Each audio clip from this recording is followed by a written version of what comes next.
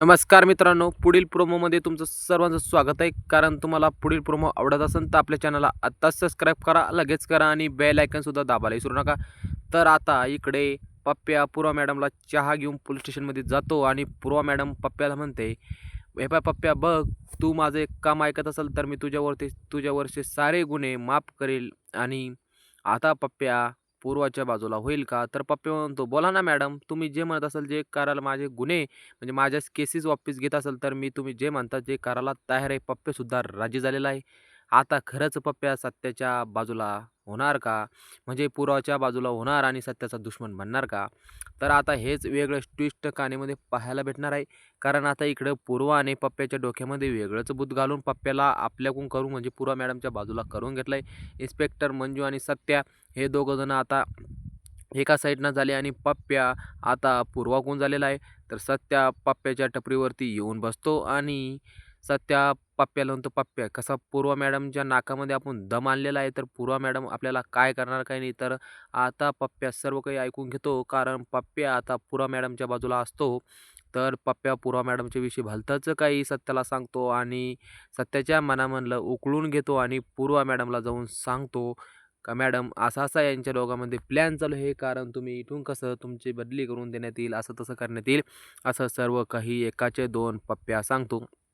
तर आता पप्प्या पूर्वाच्या बाजूला झालेला असतो. तर कारण आता सत्या आणि मंजूला हे कळालेलं नसतंय म्हणून आता सत्या आणि मंजू हे दोघंजणं पप्प्याला मनातली गोष्ट सांगतात. तर पप्प्या पोलीस स्टेशनमध्ये येणं-जाणं दाट चाले असतंय. कारण चहा घेऊन, अमुक घेऊन, तमुक घेऊन पप्प्या काही-काही घेऊन तरी पोलीस स्टेशनला जातो आणि पप्प्या पोलीस स्टेशनला जातो आणि पूर्वा मॅडम पप्प्याला म्हणते, "पप्प्या हे बघ, आता तू आलेला आहे, पण सर्व काही आता जे सत्याच्या मनामध्ये असेल ते मला येऊन सांगायचं. मग आपला प्लॅन तयार होईल." असं पूरा मॅडम पप्प्याला म्हणते.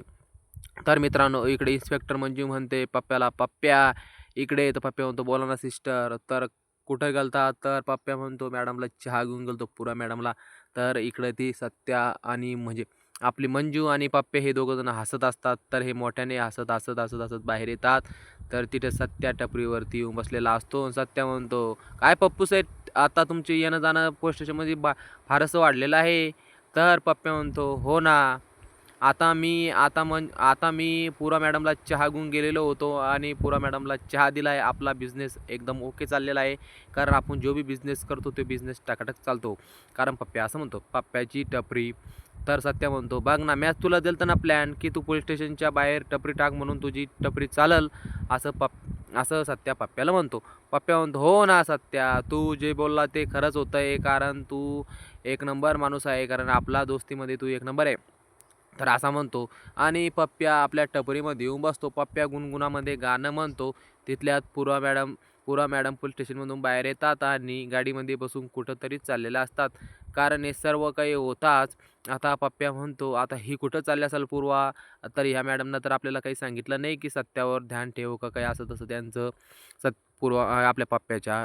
आपल्या पप्प्याच्या डोक्यामध्ये चाललेलं असतंय." आता पप्प्या म्हणतो, "जाऊ द्या, बाळा टळली बाबा.